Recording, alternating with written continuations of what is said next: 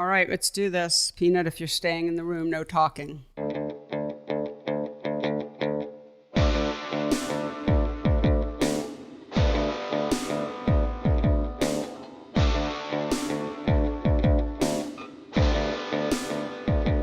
Hello, and welcome to the PhotoWork podcast, the talky and touchy-feely, sometimes extremely touchy-feely version... Appropriate. Version of, I know this episode's like, you can imagine me just crawling through the audio system to hug the guest. Yes. There's a lot of hugging through the microphone. Yes. Yeah. Okay. What is this? It's the talky and touchy-feely version of my book, PhotoWork, 40 Photographers on Process and Practice. I'm Sasha Wolf, and I'm here, as usual, with that guy, Michael Joven Dalton. Hello, Michael. Hello. Yes, this is a love fest. It is a love fest. A wonderful love fest. Yay. How you doing? I'm doing all right. A lot of teaching, working a lot on some shows coming up at the gallery that I run in Trenton, and, always busy. I was actually scanning film today. It was kind of exciting. Ooh, how my fun. Old film. Yeah, revisiting some work that I haven't looked at in 20 years. Oh, my gosh. Wow. Yeah. That's always so trippy, isn't it? Yes, it absolutely is. Fortunately, I kept good notes because I would have trouble remembering where these places were. Yeah, of course.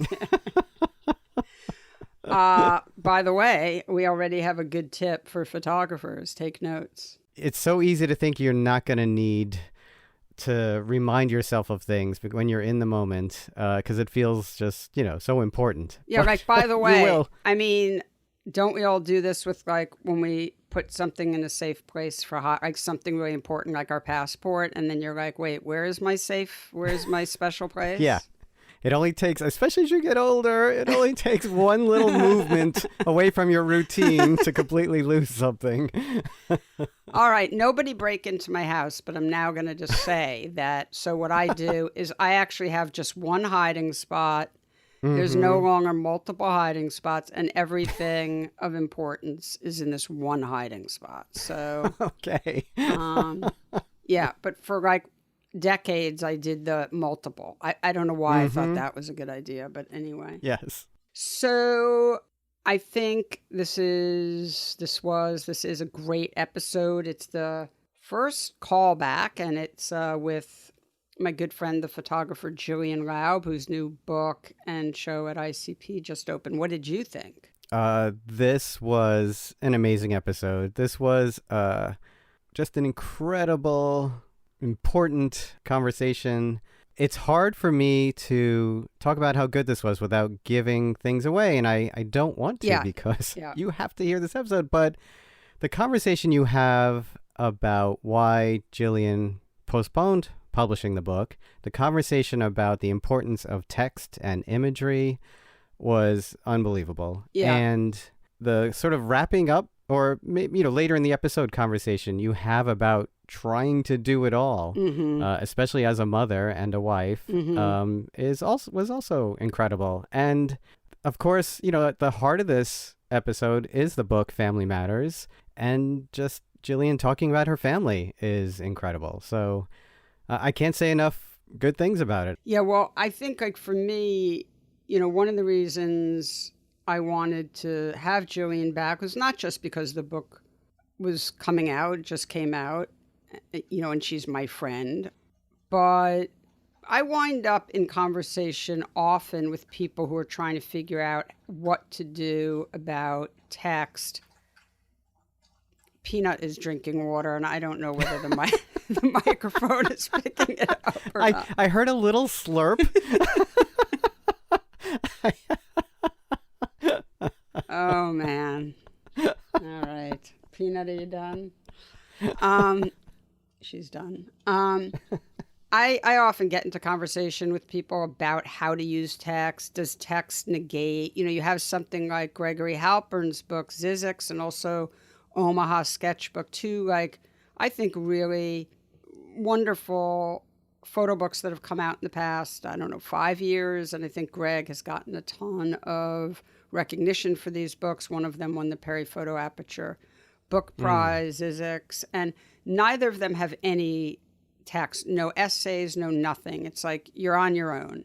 So that's one end of the spectrum. And, then there's a lot of people for whom text is really important. And so, we always have these sort of like, is there a right way? And of course there isn't. It's just whatever works. And so I thought it would be really valuable to have someone like Gillian really talk about the use of text in a project of this size and scope. It's a really big book. It's a 20-year project.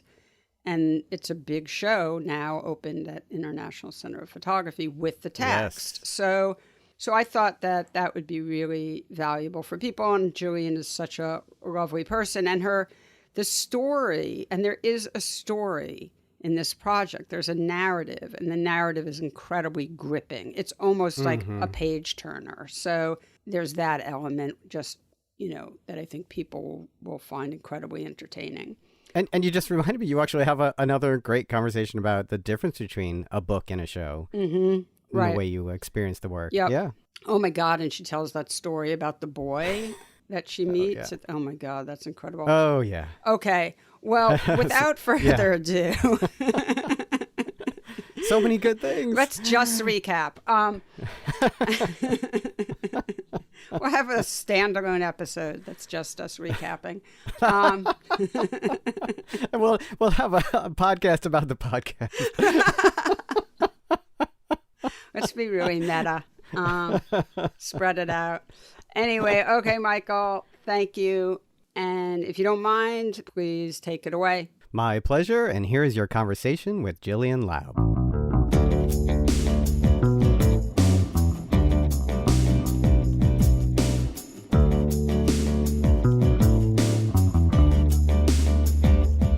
Gillian Laub, welcome back to the PhotoWork podcast. I was thinking about this moment the other day, and I realized that you were going to be my first welcome back. So that's Am I the first welcome back? Yeah, you are. No way. You are. Okay, hope you're not sick of me.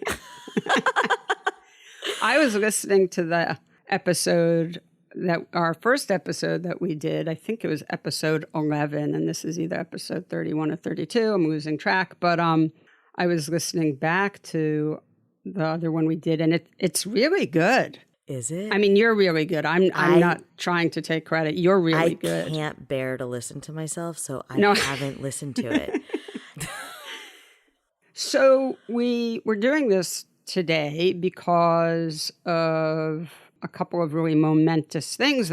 They're, of course, connected, which is that your 20-plus year project, Family Matters, was just published in book form. As we get older, that's Aperture, what we do. And a show of the same name just opened a week ago, 10 days, whatever, at the museum at ICP at the International Center of Photography. So congratulations. Thank you. I mean, talk about a long birth, but It's interesting because when we did do the first episode, we talk a number of times. We mentioned that the book is coming out spring of 2021. That's right. And then right after we recorded that episode, or soon after that, you decided to delay publication. So much to get into there.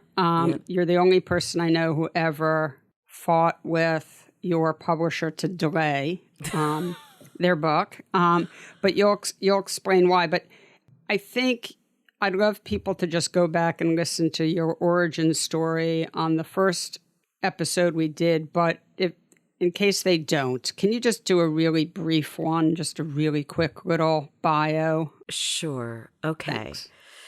So I've been photographing professionally for over 20 years, and I tend to work on long-term projects and do commissioned work as well. But my long-term projects have been testimony, which was portraits and testimonies from Israeli Jews, Israeli Arabs, and Palestinians, all directly and indirectly affected by the Second Intifada. And then Southern Rites was my second long-term project, and it was over a decade-long project where I spent time in a community that had segregated proms and then a racially charged murder. And that ended up being an exhibition, a book, and a film. And now this long-term project, which is over 20 years of work, I'm the most patient person, I think, because I'm very impatient, yet I spend like a very long time on these projects. So now we are talking about Family Matters. I really love this project. I've been looking at the pictures along the way with you since we first met, which was probably about 10, 11 years ago. Or definitely 10 or 11 years. Yeah, or 12 or 13. Longer. Stop it. We're not that old. Well, let's talk about what the project is, and then we can get into some nitty-gritty. So why don't you just tell folks what the project is? So I began photographing my family, and it was more of a personal project over 20 years ago when I was at ICP. And I think at the time, it wasn't a conscious, like I'm making this project, but I've always been fascinated by long-term projects of other photographers. So I was in no rush. I was doing my own exploration, right, of my own family and kind of finding my place in the world and my own identity. So I just would make these pictures of my family and then kind of put them in drawers and show friends. And I've just been making this work for 20 years, but didn't really know that it was a project until about 5 years ago. When my family, we had a dramatic shift in our family dynamics because my family became passionate Trump supporters. And that's when the work took on a different road, meaning, trajectory. I'm going to just talk a little bit about my feelings, impressions about the work. So it's a really big book, first of all. And it's a really complicated book for a number of reasons.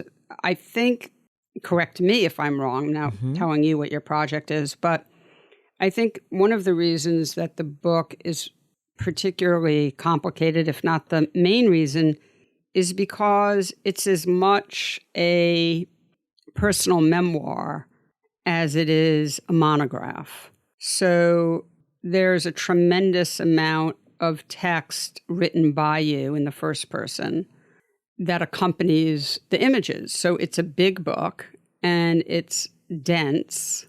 And because you are talking about things really specifically, what each picture is about, and as you said, it takes this really dramatic turn when it turns out that your family, these people who you've always had some conflict with in terms of the way you live your lives, we'll get into that, but you were incredibly close to in a very, very typical big Jewish family sort of way where it's just everyone telling you how much they love you over and over again. I come from one of those families.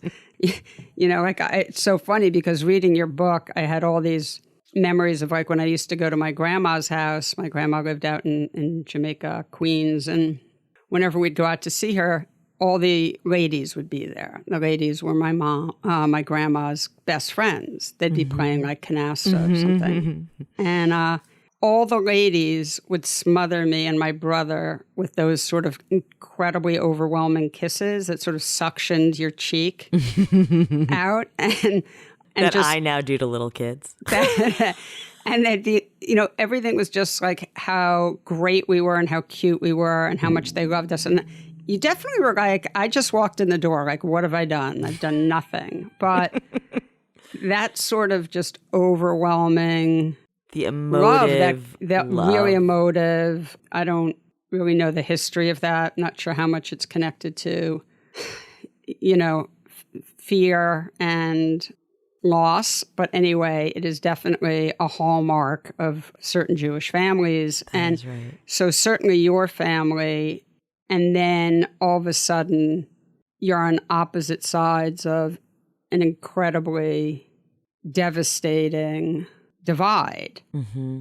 And you're a very, very political, very, very progressive person. And so, of course, this was really devastating and really caused a big rupture in your family. But as I said, the book has a tremendous amount of text. I want to be really clear about something because I think it's really important. Mm-hmm. The text is incredible. I mean, I've read it many times because you shared it with me, and thank you very much for trusting me. You shared it with me. You're a trusted reader. When you were working on it. And so I've read it many times. I just read it again the other day when it came out. It's just a page turner. Which is amazing. So the text is a page turner. The pictures are just absolutely incredible. But for sure, having that text and talking in absolute specifics is complicated and also really unusual. Yeah. So, well, that brings me to, I'll answer your question why I postponed the book. Yep. It became apparent to me that this book, the photographs are the armature of the book, right? I'm a photographer. This is a photo book. But it really became so clear that the text has always been important to my work, but it became so clear as I worked on this that there was no way that the text couldn't have equal weight because there's so much nuance, in what I wanted to express that I needed the words. The thing is, I don't want to depend on the words. The picture should stand. I always believe a picture should stand on its own no matter what. But this work is meant to be read cover to cover, right? So I delayed it because I didn't feel like I gave enough time for the words. Mm-hmm. Look, I spent 20 years on the photographs. I just started writing 2 years ago. So I didn't feel that the text was where it needed to be. Well, I think you're a great writer. I'm going to read the opening so people have a sense of the feel of this. And of course, this text accompanies a picture. One winter afternoon in 1999, when I was a student at the International Center of Photography in Manhattan's Upper East Side, it's since moved, I was taking a cigarette break with my classmates. One of them, a Norwegian guy who was working on a project about capitalism, pointed to some people on the sidewalk walking in our direction. "Look at those vulgar women in their fancy fur coats," he said. I nodded in agreement at the lavish-looking pack, many of them with lipstick so bright we could see it from half a block away. But as they came closer, a terrible realization struck. It was my mom, my grandmother, and my Aunt Phyllis with their entire Wednesday Art Appreciation Tour group. "Gillian, oh my God, what are you..." Gillian, oh my God, what are you doing up here? Grandma screamed. They surrounded me with hugs and kisses. The smell of their perfume made it hard to breathe, but their enthusiasm made it impossible not to smile. By the way, to me, that says everything about the whole book. The smell of their perfume made it hard to breathe, but their enthusiasm made it impossible not to smile. I come from a family of very expressive people, not just in how they talk, but in how they present themselves.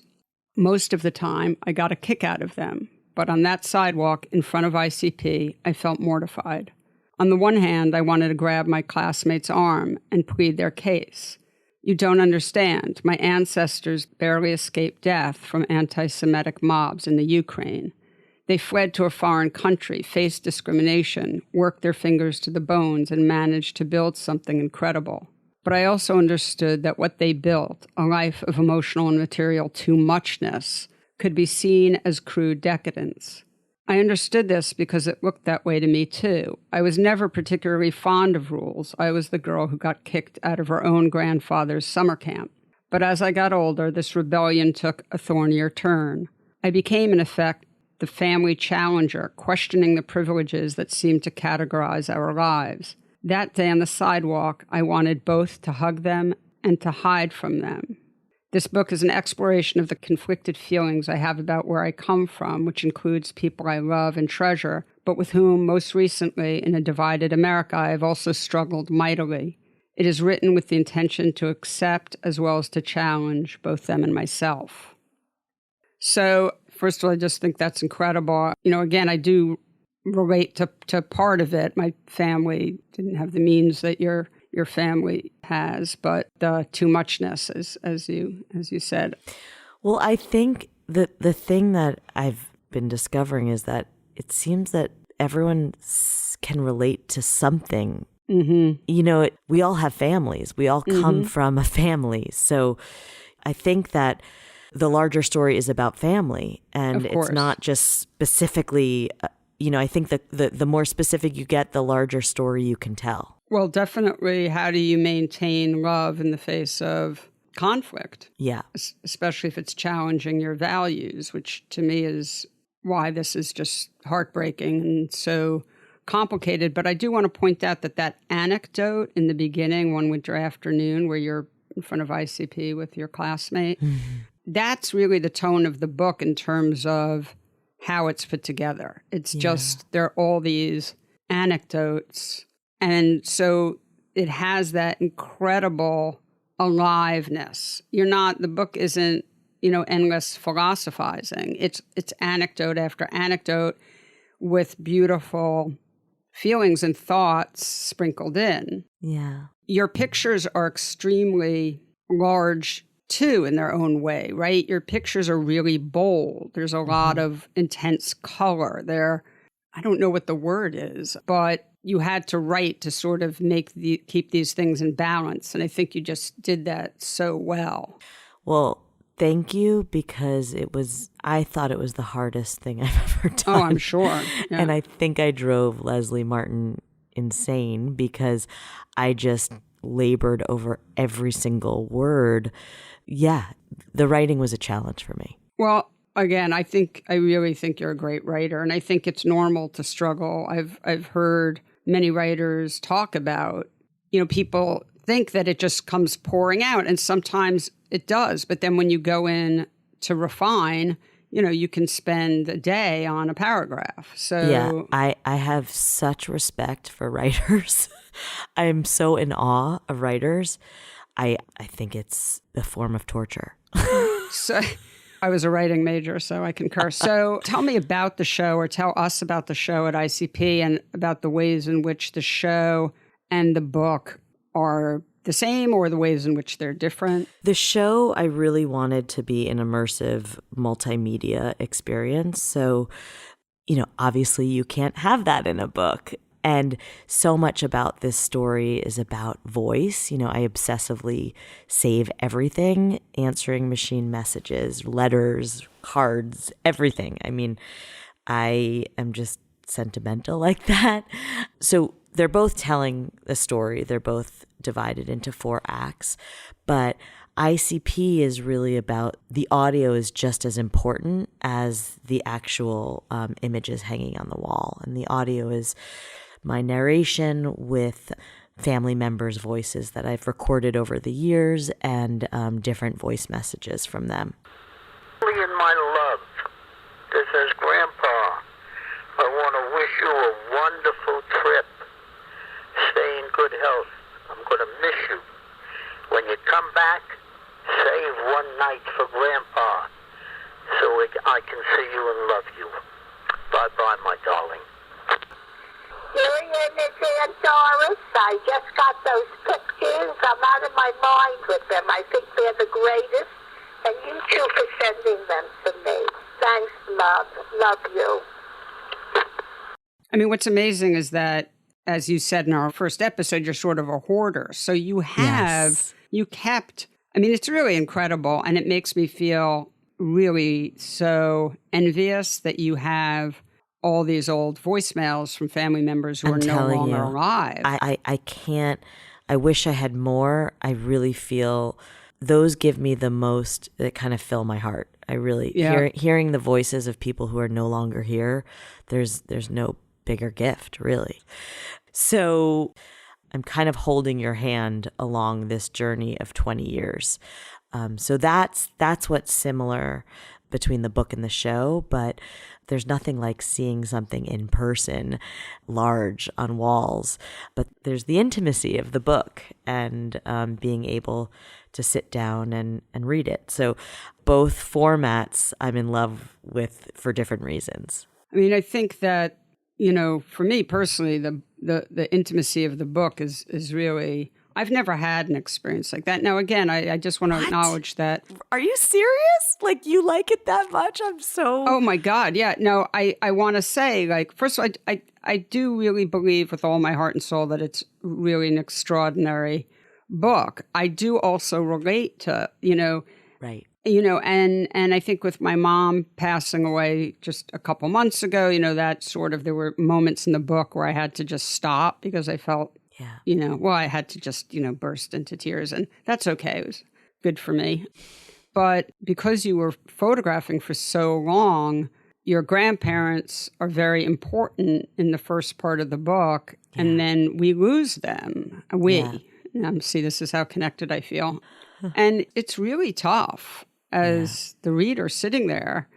Yeah, I don't know that I've ever felt that way. You know, when you see a film and to me, I've been so influenced by film, and you get so invested in characters and people, like you believe that you know these people, right? Yeah. So that's, I think subconsciously, that's not even something that I consciously did, but I think that that's what I wanted. I wanted a viewer to feel like they knew these people. Yeah. And cared about these people. Yeah. Well, it worked.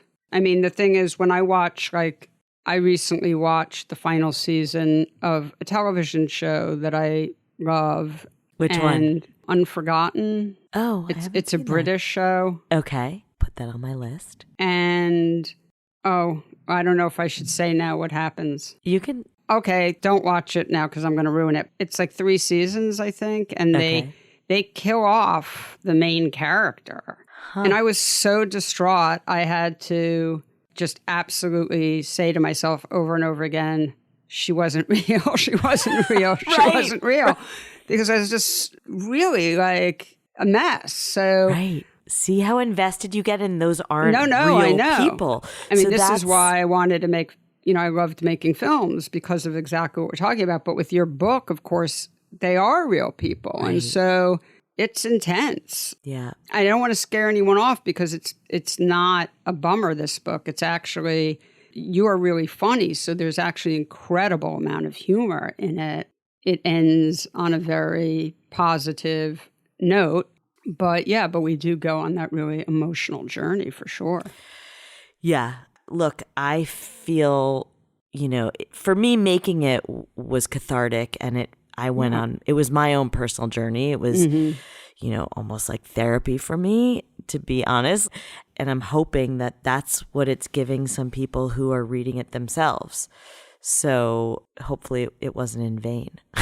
No, and I think really, I mean, just to get into specifics, the sort of moment where you realize that your almost entire family has become, you know, including your sister who you're very close to, and her husband who you're very close to, and their kids who you're very close to, not, of course, the central people, your parents, have all become really obsessed with Trump, not just like tacitly supporting Trump, but they're full on in that space, and there's a massive rupture in the family, and how you work to get back together again and how difficult that process is, I can only imagine is incredibly helpful to people who are going through the same thing.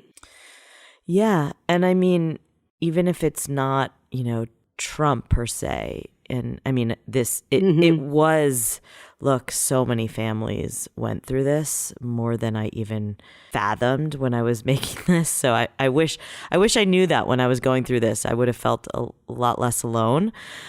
But I think that, you know, families experience these things no matter what. You know, Trump is just a stand-in for something else. You know, it's a friend of mine, when he came out to his family, they disowned him. You know, so it's just, I think that these are complicated relationships, and we're all kind of trying to figure out how to navigate them, right? We are. So tell me, you mentioned earlier about loving this type of work, these long-term projects. Who are some people who, I mean, I think I can guess, but who are some people who you really were inspired by early on when you started going down this road of these very long-term? Well, I've been inspired by so many photographers and artists, but just long-term projects that you see lives unfold and as time passes, like Nicholas Nixon's body of work of the Brown sisters, like that's really, it's powerful because of the passage of time. I loved Rineke Dijkstra's, you see the passage of time in so much of her work. Even Sally Mann, you see her children grow up, right? And, you're so invested in her children and seeing them grow up. And was Larry Sultan in there for you? Oh my goodness, of course, Larry Sultan. I mean, he's like his work it was transformative for me because I saw his work when I didn't even know that my work was work. Does that I was a student when I first saw his show of his at, I think, Janet Borden Gallery in Chelsea. And so what does that do? I mean, to my mind, people get overly concerned about being influenced. I actually, as I've said on the podcast many times, I'm a big believer in that type of building block career, jumping off and riffing off with someone else. Yeah, I mean, I think we're all in conversation with each other, I think. Right. I'm sure that there's a photograph that I made in my book, and I said to Eleanor, "This is my Eleanor Carucci. Like, I just ripped you off here." But I don't know. I was never concerned about that because I was so specific in what I wanted to do I wanted to say. Let's poke at that a little bit because I think it's super important. I think of it as a sort of confidence. But so many people I hear this all the time, that I'll say, oh, your work reminds me a little bit of so-and-so. Have you been looking at their work, or what do you think about that? And I mean it in a good way. Yep. And someone will be like, well, I know the work, but I don't want to look at it. Or, I'm like. I get it. I know. Because it's so hard. Because that is really hard when you're trying to. I mean, look, if I let myself be creatively crippled by the amount of rejection, there have been so many comments made to me about my work. Oh, Tina Barney didn't like my work. I interviewed her for something and she said, oh, I'm not interested in these family tableaus. She probably just thought my work was derivative of hers. I was trying to, make a Tina Barney picture. And that was, it was early on in my family work.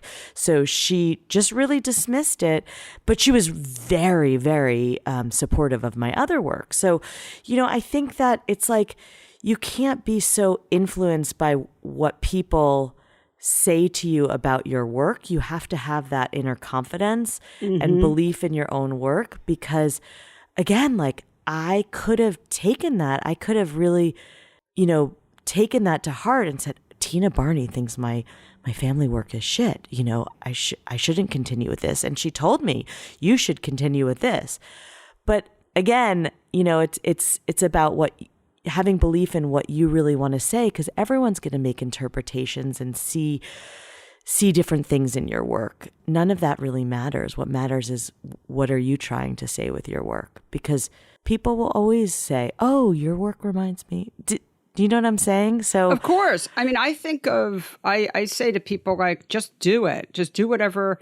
Chances are the thing you feel most passionately about and the most connected to is going to amount to something. But, correct. Yeah. At the very least, just do it. And what you'll wind up with, this is the way I like to talk about it, what you'll wind up with is a sketch for the next thing. Yeah. And so that's the worst case scenario, is that it's a sketch. Yep. So it's a preliminary, drawing, so to speak, of what you might do next. But best case scenario is it turns into, after 20 years, it turns into an amazing project. I mean, you can't know. And also, you have to stick with something if you feel really strongly about it, because you got to get it out. And Yeah, B, I mean, my feeling is if you feel really strongly about something, you probably have a unique point of view about it. Mm-hmm. Even if it, reminds someone, I don't know, I'm not that concerned with reinventing the wheel. I think it's like, it's a really, and this is why I'm so, you and I connect, because we're both so interested in the creative process. Mm-hmm. And I think it's really about the process. Like, I trust it. Anytime I start a project, I have no idea what it's going to amount to, what the final form will be. I'm really in it for the discovery, for the process.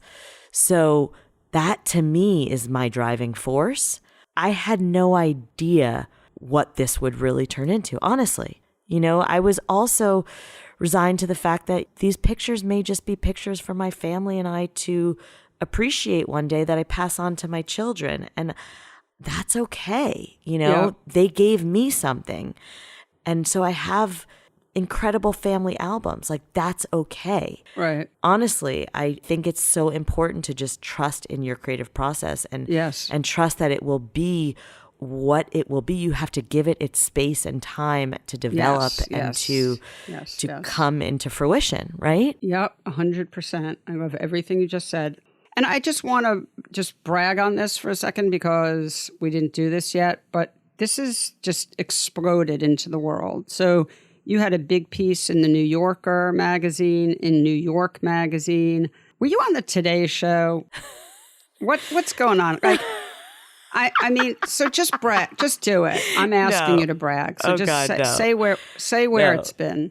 I'm still doing some things. So I'm like Cameron Hall. Yeah. Look, I have to say that it's been received well. And I honestly, Sasha, I called you not even a year ago, and I said, I don't know if I can do this. I'm terrified. Is this going to be the biggest mistake of my life, putting this work into the world? And you did say that. It's such a lesson.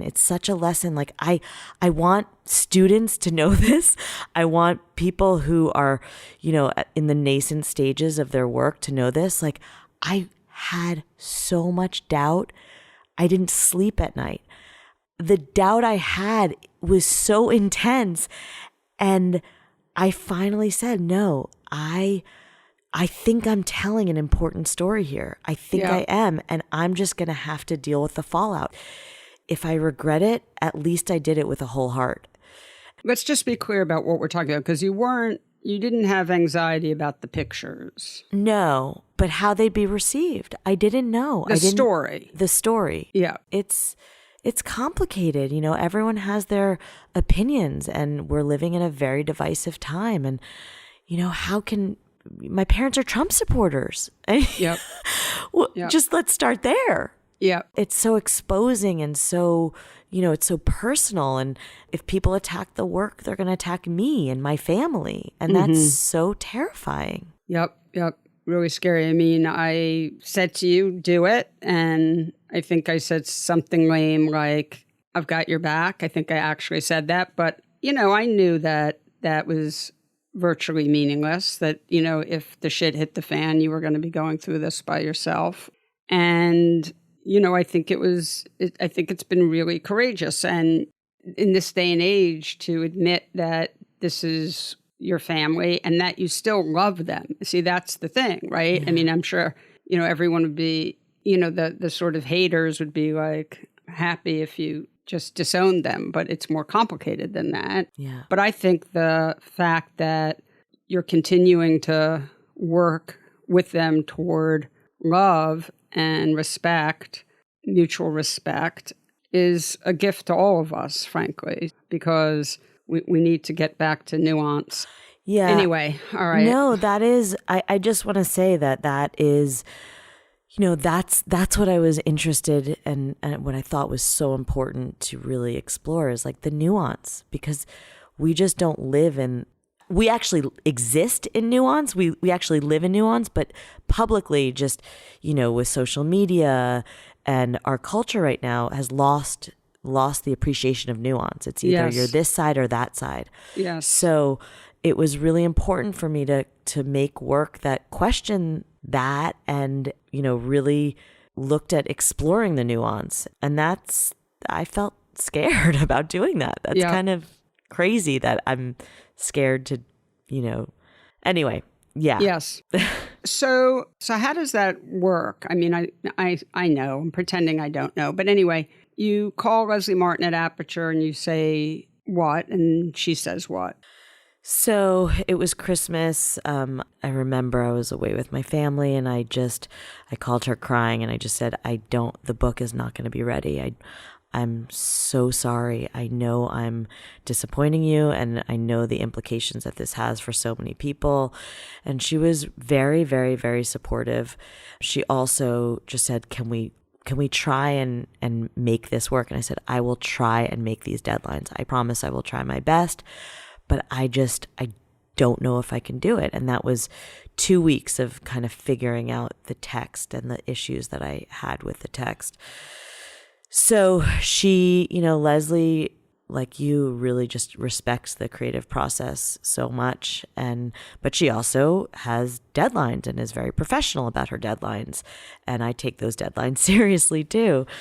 So when it became abundantly clear that there was no way I was going to feel good about what I was handing in, those deadlines 2 weeks from then, I stayed up all night and wrote Chris Boot and her, who was the executive director then, an email just kind of pleading my case why I am so sorry to cause anyone inconvenience, but I believe in the long run this will be better for everyone and the project.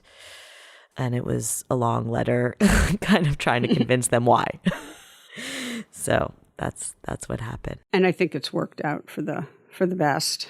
So what happens with a show like this? Because it is, I think, as we've been discussing, this project is just really relatable on so many levels. It's not just about the Trump stuff, sort of comes in I don't know if it's the last chapter, or the third chapter, third chapter, I think. But so there's all this other stuff. I mean, even if we didn't have that, you had struggled with ways in which you felt different than your family. And so it is a family story and so many entry points for different people. Like I said, I mean, for me, it's so moving. And my family's made up entirely of lefties. So it's no Trumpers. But so where's it going to go?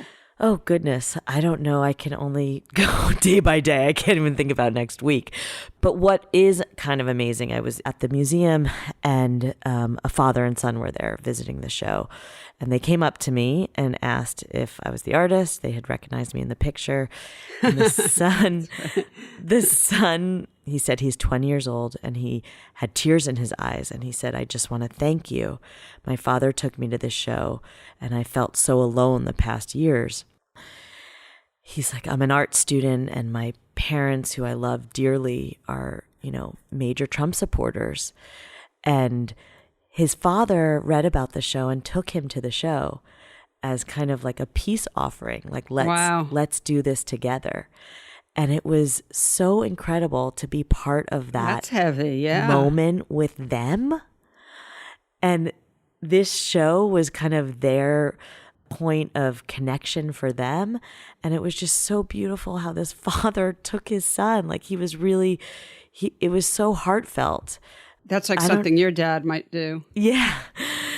And I think that just being able to touch anyone, and feel like this could help anyone and just the knowing that it resonates with people is like, I kind of want to just sit in that right now and just appreciate that and not kind of worry where it's going or how it's going. I'm trying to just take that in because that feels really special. That is special. I mean, that's really amazing. I'm sure if you had the time and you could just hang out in the museum and, you'd have a lot of those experiences. I know. And it would be really incredible. You could make a film about that. You sitting there like a installation. But you don't understand. I actually was like, wait, I have to, I want a sign-in book. You know how galleries have sign-in books. I want to know who's coming, what conversations are they having with their families, what are they thinking, what are they feeling. Like, why don't you do that? Why don't you have a book where people can write why they came? I need to do that because it's like I want to have. I love that idea. This is all about, you know, the photographs are a way to have these conversations. Like, to me, that's been everything to me, you know, in everything with Southern Rites, with testimony. So I feel like it's just the starting point of having these, like, some of the most interesting conversations that we really haven't had. You know, I had a couple people come up to me and say, you've said so many of the things that I felt and I didn't have words for. And I'm like, wow, that's amazing. Yeah, that would be so Gillian if this was just the beginning of the project, by the way. I kind of think we just hit on something. Me too. I'm in. Hire me. I want to be the boom operator. Can I just hold the mic? Please, let's do this. Let this be our collaboration. Remember my background in production, there isn't anything I haven't done. I once held a boom. I was working on a friend's documentary, just helping out, and I was holding a big boom over the head of people being interviewed. It's hard work. It's incredibly hard work. It was about, it was in the mid to high 90s outside and incredibly humid, and they had no AC on. I guess we turned the AC off in the apartment because of the noise. And the interview's just going on and on. I've got my arms above my head. Yes. And I'm thinking, I'm going to faint. I can feel. No, you have to turn the air conditioning off. No, and my friend, the director, sort of catches me in her peripheral vision and just stops the interview and looks at me and is like, "You're white." And I'm like, I'm about to faint. And she's like, put your arms down. Anyway, so it's really rigorous work. I ruined the interview. The subjects, it was their house, ran and got me a glass of orange juice. It was very nice of them. No. And I got back, got everything flowing again. But anyway, so how's that for a digression? I love to go off on some story that's not only has nothing to do with anything, but isn't even that interesting. I think there's my specialty. I love it. So, yeah, I do think that there's something here. I think there's the next part of this. Yeah. You and I were talking, of course, before we started recording. I just want to ask you about something you mentioned because I think it's the artist's life in a lot of ways. You were saying that it was your husband's birthday the other day, but you had a chance to go photograph and you took it. Yeah. Can you just talk about that, sort of the highs and the lows of that? The highs and the lows. Well, like I said to you, I'm debunking the Sheryl Sandberg's Lean In because it's just, to me, it's impossible and it's kind of bullshit because I don't think you can do it all and have it all. I think you're always sacrificing something and it's a real struggle.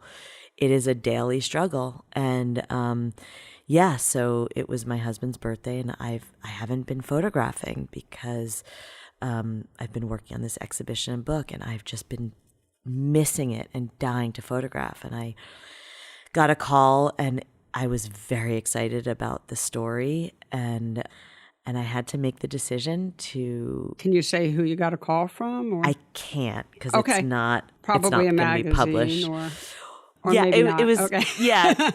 No, I actually can say it was from Vanity Fair, but I just can't say who the subject was. So I was incredibly excited about the story, but the weekends my golden, the time that I have with my family, my children and my husband, and I knew he'd be angry at me, but I was so happy to photograph again, but then, also filled with such guilt that I left my family for the day on my husband's birthday. Look, maybe I'm sounding way too dramatic. I don't mean to sound so dramatic. I'm just saying that you're constantly sacrificing something. And, my family is so important to me. And I think it's really hard to be a working parent. And that's just the bottom line. Like it's a daily struggle because you feel like you're giving not your best to something. So before we wrap up, we're getting to the end here, time-wise. You touched on this earlier, but I want to ask you directly because it's something I've thought a lot about as I've sat with the book. Because I know that I've known the work for so long, I would go over to your studio sometimes and you would show me the work, and it really just spoke to me in the visuals. And then you started this project, and then the text came along. And for me, obviously, and for everyone who's now experiencing it, I think is going to feel that the text is just this incredible gift. But has it ever sort of crossed your mind that when you decided to add the text that you gave up a traditional monograph, that you gave up being 100% just a photographer who was trusting the pictures? Great question. And maybe. Although I think about it in a different way. The standards of the photographs, I need each picture to stand on its own. So that is a prerequisite. Each picture has to be able to exist on its own as a photograph. But it happened to me with Southern Rites. There's a moment where there's something more, I need more. And it's not telling the whole story. Southern Rites, to me, the pictures of the segregated prom wasn't telling the full story, which is, so out of necessity, I started to make a film because the pictures weren't allowing me to tell the full story I wanted to tell. So I don't have the answer because although I believe wholeheartedly in the power of the photograph to tell the story, I guess the text is so critical to the work at large to me. It just deepens. I'm looking for ways to deepen our experience and our connection. And to me, it's the marriage between the photograph and the text is the best way to kind of view this work for me. Let me just end on another note of complimenting you. It's interesting because, so often when I'm talking to young artists or any artists giving advice, I'm usually trying to get them to think about how to add more ambiguity into their work and what that means for us as a viewer and all the ways in which we benefit from ambiguity in the art world. But what's really amazing is that your pictures actually retain a lot of ambiguity while they're being really specific. It's like the magic trick of the century.